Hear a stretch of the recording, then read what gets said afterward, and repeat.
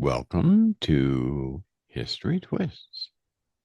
This History Twist podcast looks at a twist involving North Americans, Native North Americans, and the Norse explorers. Yeah, the Vikings. We want to recognize and express our gratitude for the historical information and suggestions provided for this podcast by John, who has joined us for several different podcasts and who actually came up with this idea. We're very grateful to him for that. Unfortunately, he's uh, really tied up with some other things and can't join us to present the podcast, which is kind of disappointing. Anyhow, we also want to thank Dr. Robinson, the Deputy Director of the Smithsonian Native American Museum in Washington, D.C., for some relevant information. Okay. In our current timeline, two primary and contradictory sagas indicate the Norse settled in Newfoundland in 1021 AD. Now, there is strong evidence that there were explorations in Greenland 25 years earlier by Eric the Red.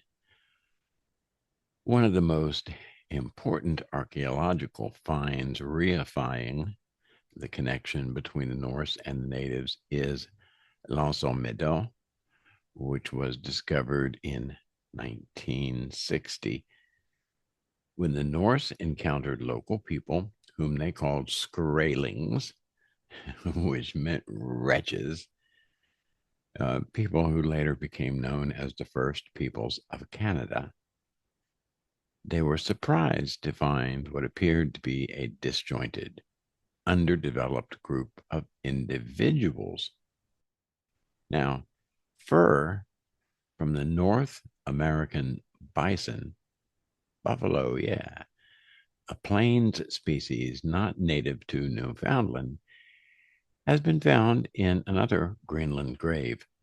The pelt's presence is evidence of some, perhaps temporary, trade over long distances and recognition that there was cultures to the south of them. Unearthed weaponry indicates conflict and temporary trading since the Norse didn't permanently settle in that location. The lack of welcome, the lack of a cohesive political and cultural structure, and the subsistence level of living of the locals argued against economic partnership. What you're saying involves several things. First, there is evidence that the Norse are credited with landing in Newfoundland when, in fact, 25 years earlier, as we said, Eric the Red probably landed in Greenland. Second, the Norse did disparage the native peoples, calling them Skraelings, probably because of the lack of cohesive cultural factors, including religious and theologic differences and the lack of building structures that would indicate a permeance in a settled society. You also mentioned that pelts from North American bison were uncovered in an archaeologic excavation, which was indicative of some trading with another culture. Yeah, you're correct. And the connections to the point of divergence that we selected is really, really interesting. And we will explain that further as we go along. Many of the factors mentioned might have caused a change in the exploration boundaries of the Norse. They had said that their gods were not present where they landed. However, the idea that a more advanced culture existed further south might have enticed the Visindocona to encourage traveling further south following the flow of the Labrador Current. Now, we don't know a lot about the Labrador current in the United States today. We know about the Gulf Stream, which we know flows from south to north, but the Labrador Current flows from north to south. This becomes a very important factor in this history twist, which is why I'm making a deal of it here. The Visitakona were kind of soothsayers or religious advisors.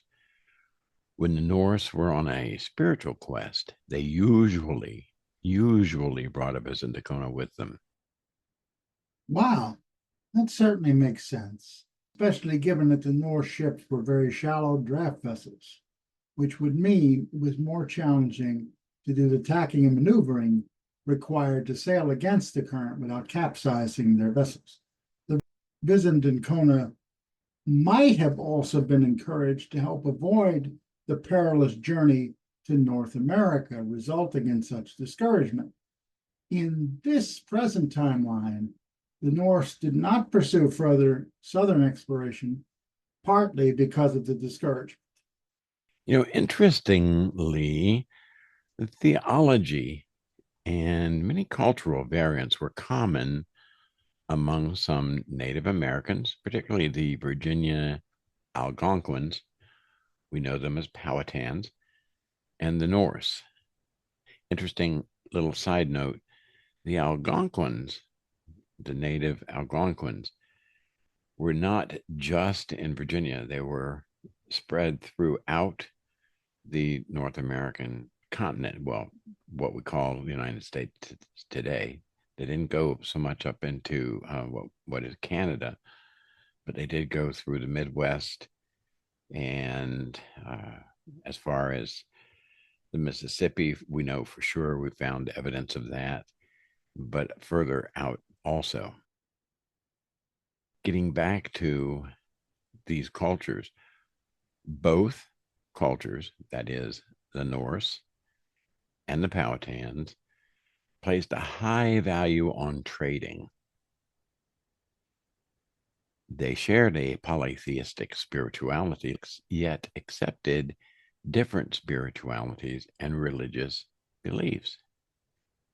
So, though they had their beliefs, they thought, okay, other people can have their beliefs. Kind of an advanced sort of notion, wouldn't you agree, Dr. Deneen? I certainly would. Religious tolerance centuries before it happened elsewhere. Yeah. Another thing, both cultures valued women who played an important role in society and spirituality. In the Norse government structures, females played an active and equal role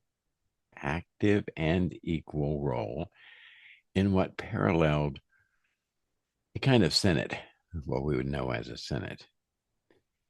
In the Powhatan society, the opinions and roles of females were also active and equal, different, but active and equal. The females didn't have as great a say in military maneuvers and that sort of thing, but they had just as impactful opinions and were just as active in most other areas of their society. Notably, both were among the first cultures outside of ancient Sparta, and check out our podcast on that if you would, in which women played a significant and impactful role. It is also true that the Norse and the Powhatans, or Virginia Algonquins, highly valued physical, cultural, and economic cohesion. There's always something that's interested me. Um, why were the Norse so often depicted as being exclusively bloodthirsty marauders, vicious, uncultured pirates? I have a few thoughts, such as the headdresses they wore that had horns on them, the value they placed on prowess in battle. It's certainly easy to see the Norse as militaristic and even vicious when one of the goals they are said to have was to go to a heaven called Valhalla where there was nothing but continuous battles waiting for the end of the world, what they call Ragnarok. However, from some study, I've begun to realize that not all Norse aspired to continuous battle as the warrior class might. Their culture was far more sophisticated and far more diverse. Yeah, you're really right, Dr. Deneen. That's really true. So let's look at it here a little bit.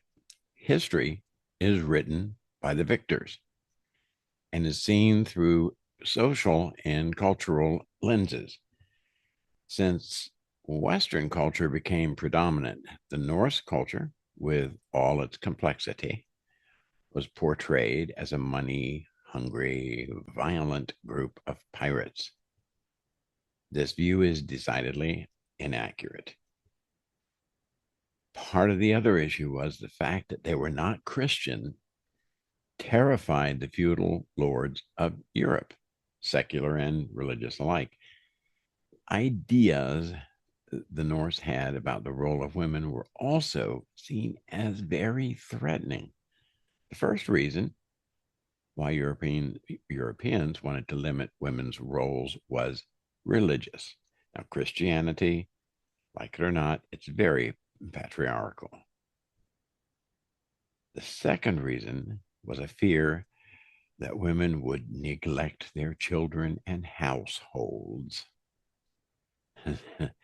The final concern was economic competition in that they might take men's jobs.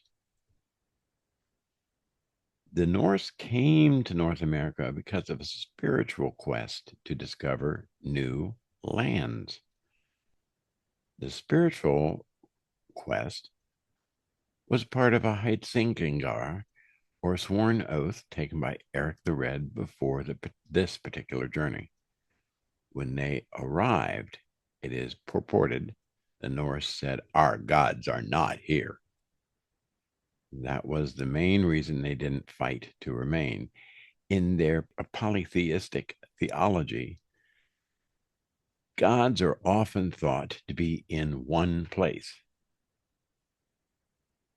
Faced with people they saw as wretches or Skraelings, the Norse felt their gods were absent.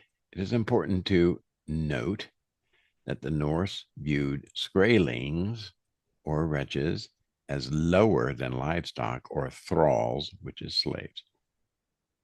Very interesting. This new land and its people seem strange, as if it was the dominion of alien gods.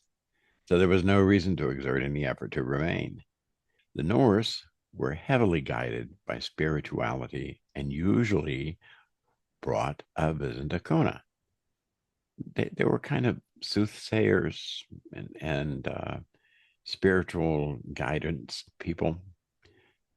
They brought them on trading and other voyages. They would have also brought at least one multilingual tradesman who spoke Norse, Latin, and Greek. Why is that important? Because we know that people who easily acquire different languages can acquire other languages just as easy. Dr. Deneen, you have mentioned one of your friends who, what, spoke 20 languages or something? At 14, but yes, he spoke everything from German to a language called Amharic that's only spoken in Ethiopia. I mean, and he said the same thing. Once you get one language, it's not your birth language, acquiring others is easier. Yeah, yeah. It's kind of like a lot of things. It's like getting a grant. You get the first grant, which is really hard to do. And after that, the rest of them come easier. But anyhow, getting back to our voyage here, because the voyage that they came to North America was to discover more land and to discover more trading partners, was very much in large measure a spiritual promise, quest, mission, or Heitsingagar, as the Norse would say. have a having a visit in Dakota on the voyage is nearly a foregone conclusion. Their intent wasn't just to explore, but to establish trade. They were big on trading too. The fact that you mentioned before that their culture is seen as basically militaristic and guided by a desire to impose themselves on others. Well, that's really not accurate because in the Norse culture, you could make a good living and be highly regarded and respected if you were a poet, a philosopher, a farmer, a religious leader of another sort, just as much as if you were a warrior. Now, they did value that. And yes, warriors did wear the horned hats at times. Why? It was a psychological ploy. You see some guy coming at you and he's got on a helmet with horns on it. It's kind of scary, you know? And actually, that kind of military thinking was not just restricted to the Norse. Many other people, including the US of A today, use similar tactics, dressing different, having different kinds of things on them to make them look more ferocious. It wasn't just the Norse. In Europe, they also did similar kinds of things too. Other cultures did that, but the Norse were very good at it, and it was very distinctive. So, yeah, history is written by the victors. What can we say? Moving back to these cultural analysis here, the Powhatan were consensus builders and had a confederation of over 15,000 tribes. Let that sink in for just a moment. 15,000 different tribes in their confederation. They included the Monarch tribe, which was primarily located in what today is the Richmond, Virginia area. The Monarch tribe contributed to the Powhatan Confederation. However, they had frequent skirmishes with each other, which hampered the expansion of the Confederation. Another thing, the Powhatans were very good at building things with wood and used this expertise in constructing their homes. No, they didn't live in little teepees. Even back then, they put together homes with wood. The Norse valued construction as a sign of society and sophistication. To the Norse, building homes was not just a protection from the elements, but also spiritual protection. The Norse had symbols built into the exterior of their buildings to make it clear they were cultured and respected the spiritual aspect of life. Doesn't sound like vicious pirates, does it, Dr. Dean? Not at all.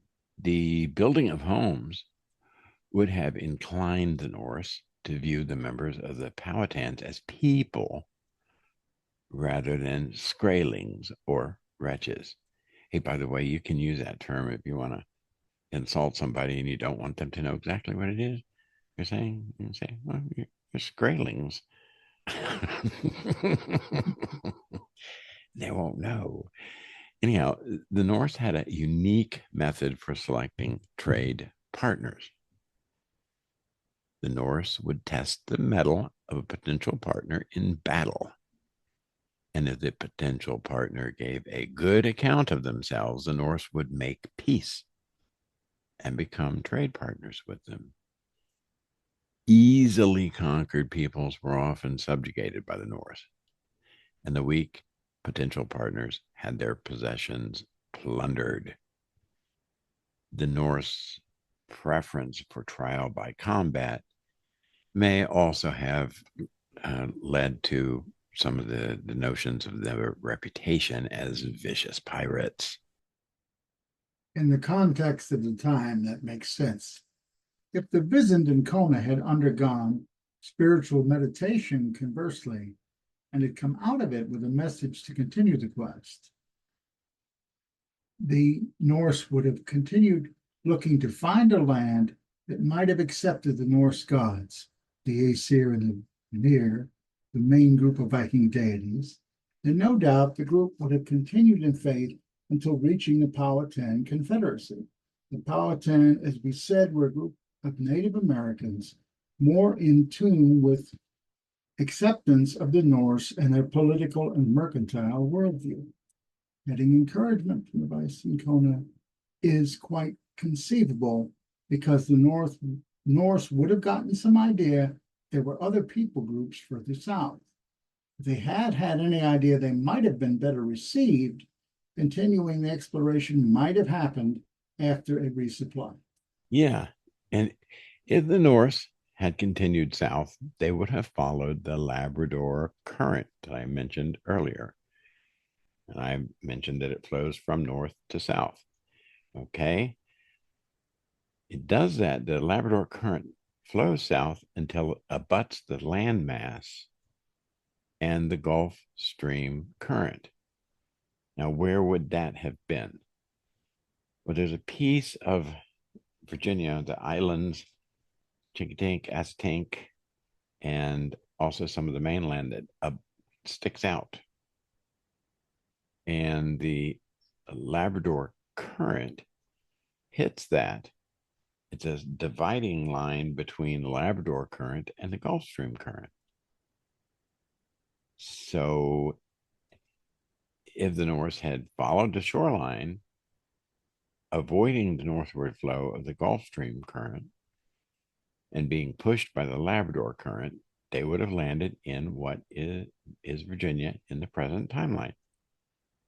The Norse would have been very impressed by the far more fertile land, and the Norse would have also have encountered the Powhatan tribe, who were already active traders. Also, the Norse had a group of agricultural and fertility deities known as the Vanir.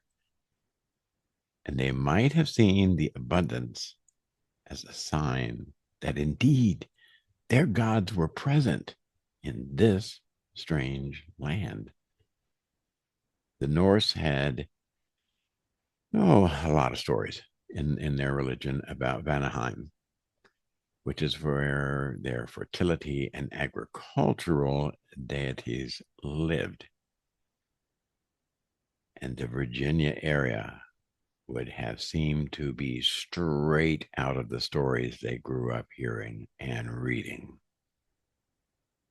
If you're interested in Norse mythology, there's a number of wonderful books, and any of you that have seen some of the Marvel films in the past few years, you see Thor and Loki and these characters, and they are connected with that.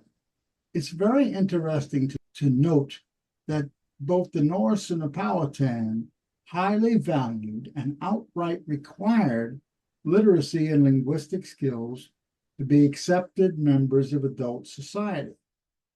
In both cultures, the main requirement for admission to be a voting member of society was literacy, as opposed to land or livestock ownership. Isn't that an interesting difference? It's an amazing And difference. how impactful is that in terms of culture? Yeah, being a landowner in the United States was the biggest way to have voting rights, et cetera, et cetera. Correct?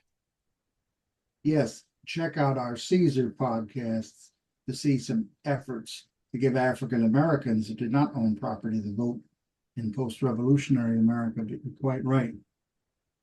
The ability to read and write was extremely important to both cultures. The importance of literacy in both cultures would have added an extra layer of respect between the two cultures after trade and negotiations had developed. Yeah, in this alternate timeline, given the historical twist in which the Norse found their way to what we now call Virginia, they would have been impressed with the possibilities of farming and trade.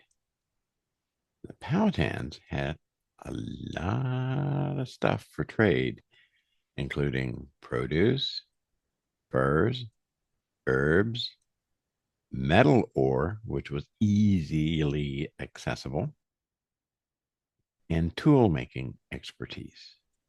The Norse were experts in creating machinery, trading, and building in stone, and had herbs, cattle, goats, and access to many other things. I like goats, by the way. The Norse also had a concoction made of fermented cow urine and honey that they had used for a long time as an effective antibacterial, something they needed for wounds that people would suffer in battle and whatnot, and in farming accidents and all that sort of thing. They had the Norse had a fairly lengthy list of remedies that they use. Some of them obviously not that great, but that particular one, I mention it because it's so weird. Fermented cow urine and honey. It actually worked. I mean, that's just weird. I have to admit, I'd be quite surprised, but Yeah. Now we know that honey does have antibacterial properties. As a matter of fact, if you cut yourself or you have another some sort of minor injury and you don't have anything else, putting honey on the wound is a good idea. Anyhow, getting back to this, both societies had a strong political role for women, as we've mentioned before. The Norse would have had eventually brought cows and pigs, horses and chickens to this new land. Now, why is that important? Well, we know that immunity to smallpox, which helped kill, almost 90% of the Native American or population, died from smallpox. But we know that immunity to smallpox is rendered by getting cowpox even today, even today, which is often transmitted from milking cows. They discovered this because milkmaids, whose job it was to be milking cows, didn't get smallpox. Yet they got this other thing that sort of looked sort of similar.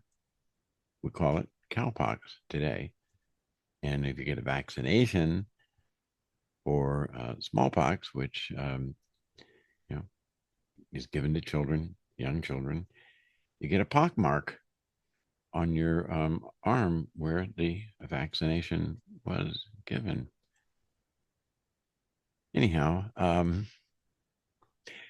Native Americans would have gained some immunity to smallpox from getting cowpox. The Norse would have transferred immunity to several other diseases endemic to Europeans.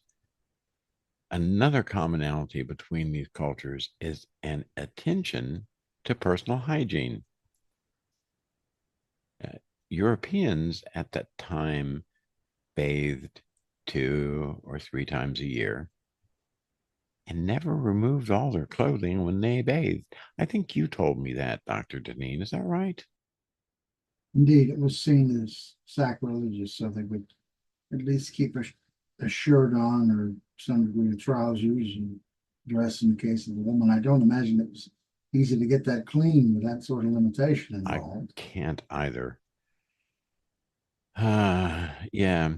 The Algonquins and the Norse, on the other hand, washed while naked daily. Isn't it amazing the Europeans called the Native Americans savages and the Norse savage pirates? Wow. Wow. If the Norse had engaged the Algonquins in testing their mettle on the battlefield, they would undoubtedly have been impressed with the ferocity, honor, and skill the Algonquins would have shown on the battlefield. Both sides would have been interested in the differing styles and strategies employed by the other. I think, no, I know this would have led to an alliance for both trading and military purposes. And these combined forces making use of arrows and machinery would have made short work of British settlers, altering history forever. The Norse would have encountered the Roman Scorpius. It's an automatic repeating wall-mounted crossbow that fired bolts that were the size of javelins.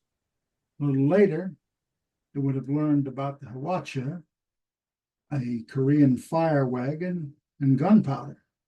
If the Norse and Powhatans were valued trading partners as they would have been, they would have shared these weapons, making it highly likely that together they would have been able to repel European invaders.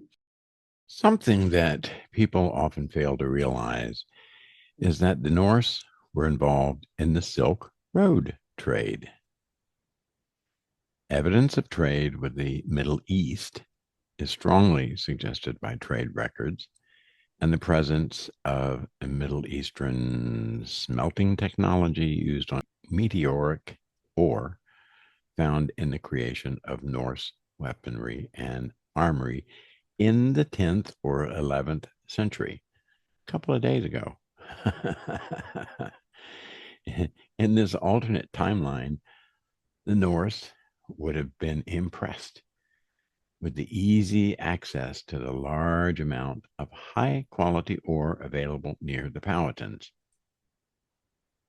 And that is true. The very easily accessed high quality ore near the foothills of the what we call the Appalachians now. It is likely they would have taught the Powhatans how to smelt and produce metal weapons and tools. One of the more famous weapons made from Norse metallurgy is the Ulfvert sword. In the region of the Algonquins, some of the best and easiest to access ore is readily found. The Norse would have been easily able to adapt their smelting techniques and would have been able to fashion metal weapons and other items and taught the Algonquins all about it. This Norse Algonquin alliance would have created a device similar to repeating rifles only for arrows. The ability to shoot multiple arrows simultaneously would have had both military and psychological effects on rivals. As Sun Tzu said, the best strategy is the ability to win battles without bloodshed. Although this Hiwacha type weapon would have caused a lot of initial bloodshed, the deterrent factor, similar to nuclear weapons in our time, would have caused fewer people to die in the long run. The repeating arrow would have had a similar impact to medieval catapults. It would be a weapon of intimidation. Yeah, I'm not sure I would agree exactly with the what you said about the nuclear weapons. Yeah, that's kind of a yeah, and we'll leave that for another discussion.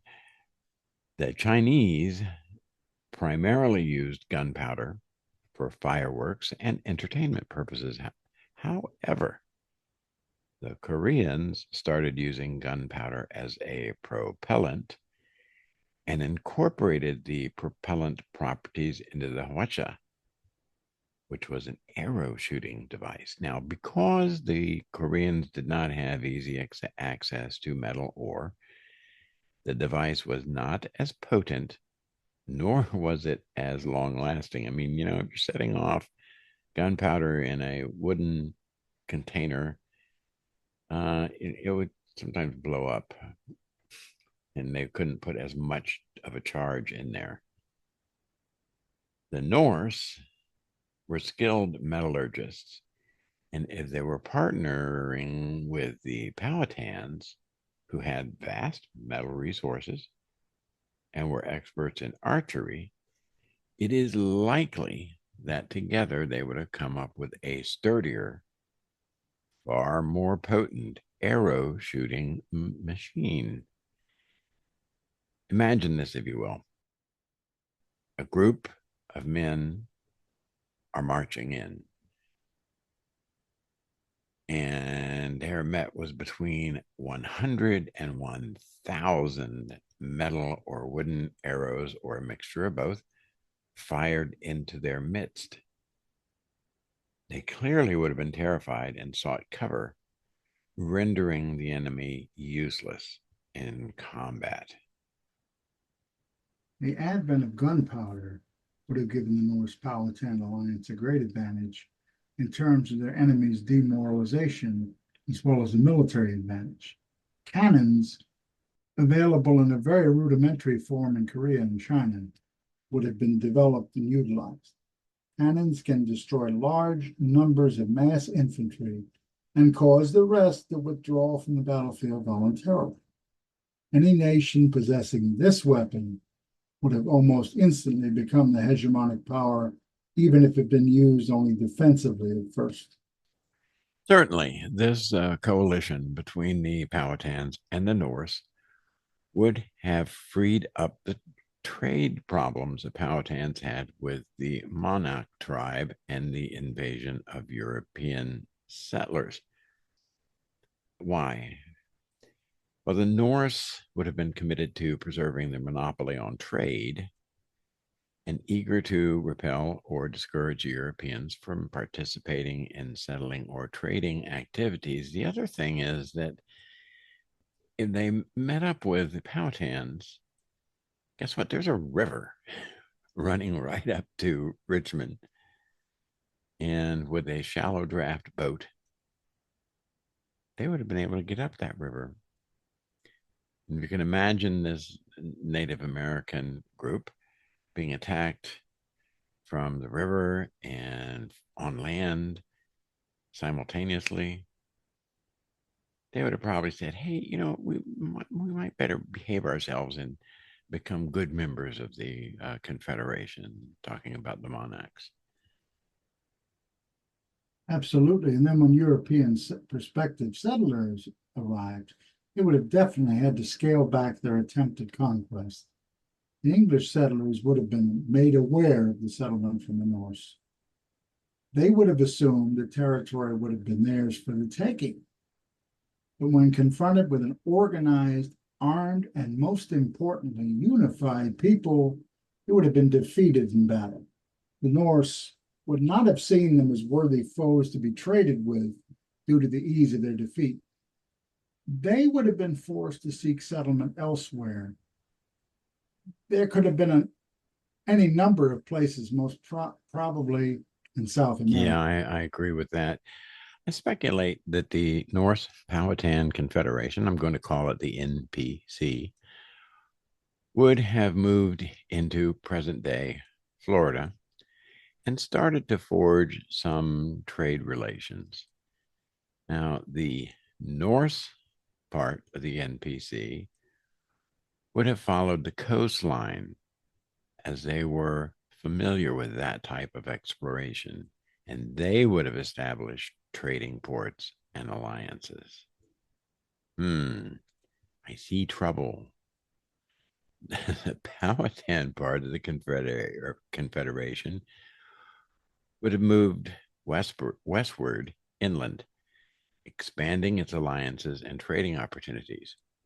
Now, as I said, if you have the Norse having trade parts in Florida, and competition, it probably wouldn't have gone well. They probably would have either cut back very significantly on their trading, the Europeans in Florida, and left it to the Norse. And as I said, meanwhile, the Powhatan part of the Confederation moving westward inland, expanding its alliances and trading opportunities. So it would have been interesting. It would have been sort of an amoeboid kind of meeting, movement. Interesting, I think. And while the exploration and establishment of trade would have continued, Norse settlers would have continued to arrive. The native population would have increased substantially. There would have been interracial relationships, and the NPC in time would have started to look more like a mixed race confederation. Yeah. The NPC would run into some conflict with some North American tribes. But with the advantage the NPC would have in terms of weapons and the willingness of the NPC to form trade relations rather than just make conquests, the conflicts would have been relatively short lived. As things progressed, many Native American tribes would join the NPC for trade and mutual defense, especially after other European nations started trying to establish settlements and take over their land. We know the great Native American saying that one arrow can be broken easily, which is what happened in our current timeline. A group of arrows together, pretty hard to snap. And a society like the Powhatan, it begins with 15,000 distinct groups and only expands their alliances further, would have been almost unstoppable. As the Norse followed the coastline, as we said, they would have established trading posts and later on trading partners for the NPC. It would probably go to where is now Florida. The Spanish would have gone into Central and South America, having been kicked out of that. I think the Norse would have found that whole area in Florida and other parts of North America today distinctly spiritual as a mystical location when they saw the distinct colors of the Gulf and the Atlantic Ocean. And they would continue following the coastline to the Mississippi River and then gone north, establishing trade all the way up through Canada. Yeah, yeah. And when we mentioned the distinct colors of the Gulf and the Atlantic, uh, I've seen that with my own eyes, and it is really kind of jarring. It's almost like somebody drew a line, and it's very pretty, it's very nice, but it's also like, what what God drew this line? Hmm. And I think they would have seen it that way, perhaps. I know that has happened in other bodies of water where two different distinct bodies of water meet. You were telling me. I know what you mean. I had the experience when I was in South Africa for my doctoral research of seeing an exact spot where the Atlantic and Indian Oceans meet. And looking at that, I almost had a otherworldly experience. It's so different and so beautiful. So while the Norse are going along the coastline, following it, or down Florida and then back up, because they would have seen that was a landmass, and the Keys, they would have been able to navigate through some of them because, again, they had shallow draft boats. While that's happening, the Powhatans would be moving west, inland. Now, the Norse, as Dr. Deneen, you've already said, Norse going up the Mississippi River. Well, guess what? The Powhatan section, mixed with some Norse people too, would have met at the Mississippi River. Yeah. Wow. Wow. Think about that for a minute. Because now we have a whole chunk of what's North America under one confederation. In what is now Mexico, the Norse would have come into contact with the Aztecs. And after some pretty intense friction, the Aztecs would have become trade partners and later joined the NPC for protection from the Spanish. Now, why do I say that that is a real possibility?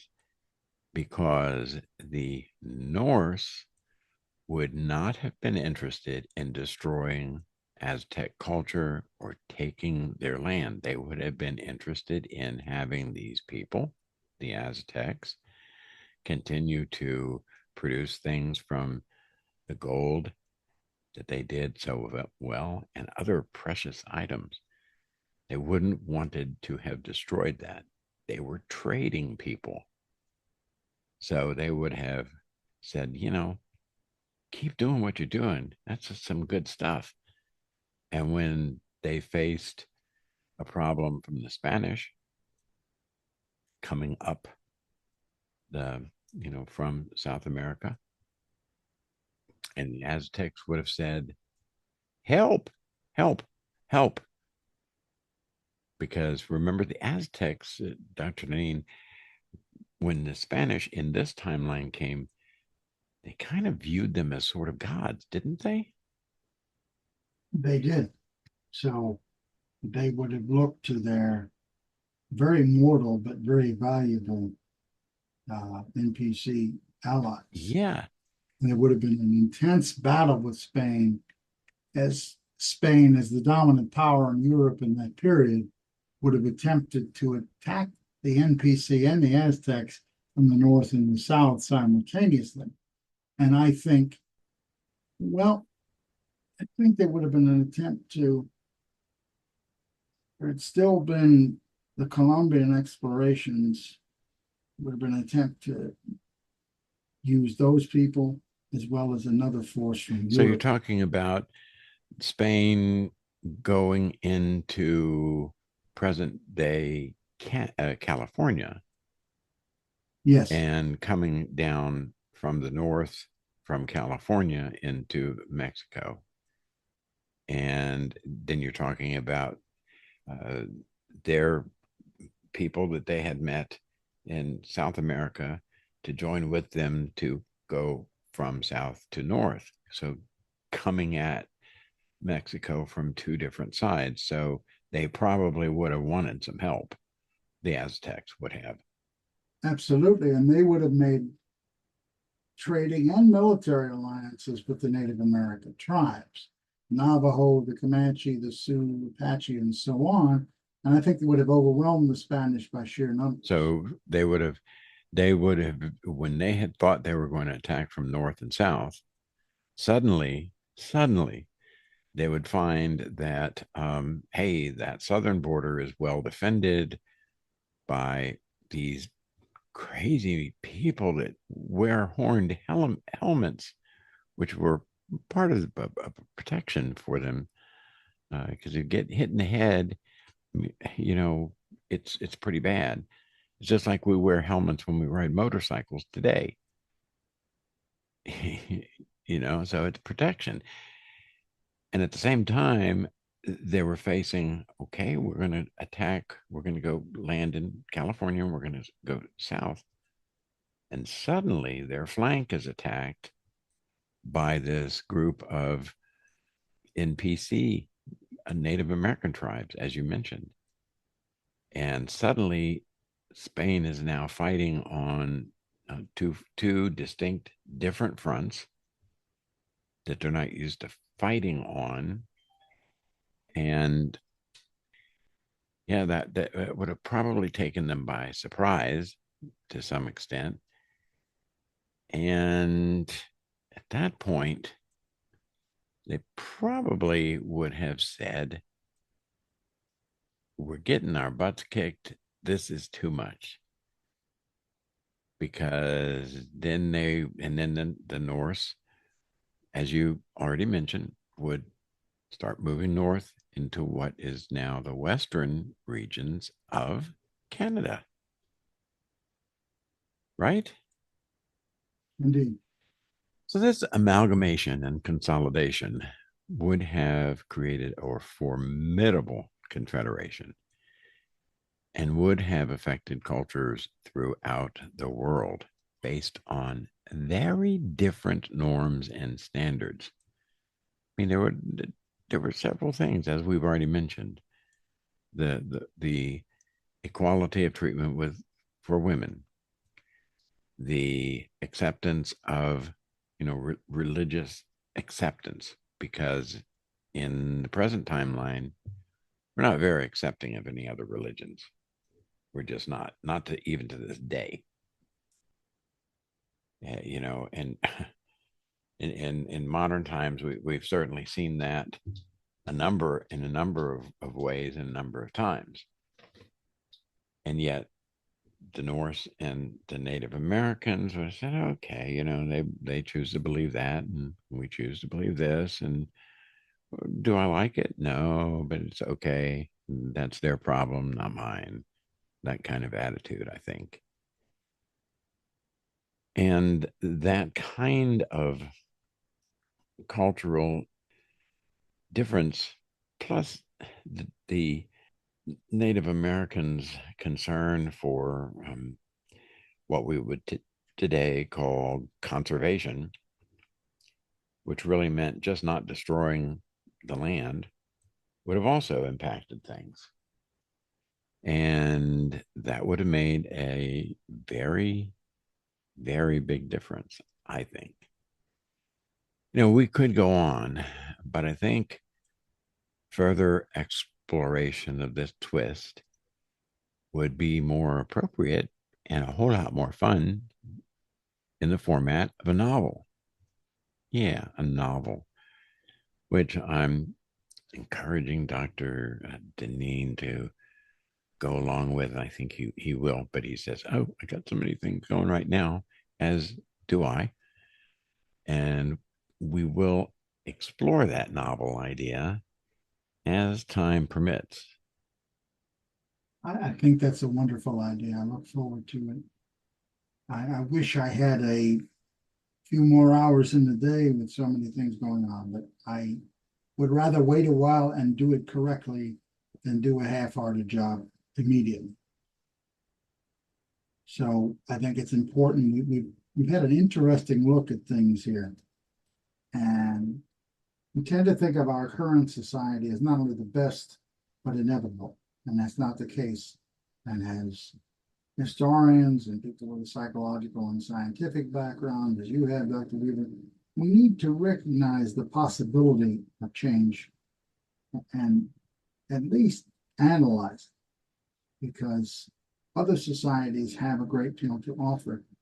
And I think it's of vital importance to try to meet people where they are, as opposed to assuming this person is totally screwed up and I can save them if they'll only shut up, do things my way, and forget about everything they believed up to now. Mm-hmm. Indeed, indeed. Okay. So, as I say, we can go on, but we're not going to. So, for now, we're going to say TTFN. Bye bye. So long, everybody.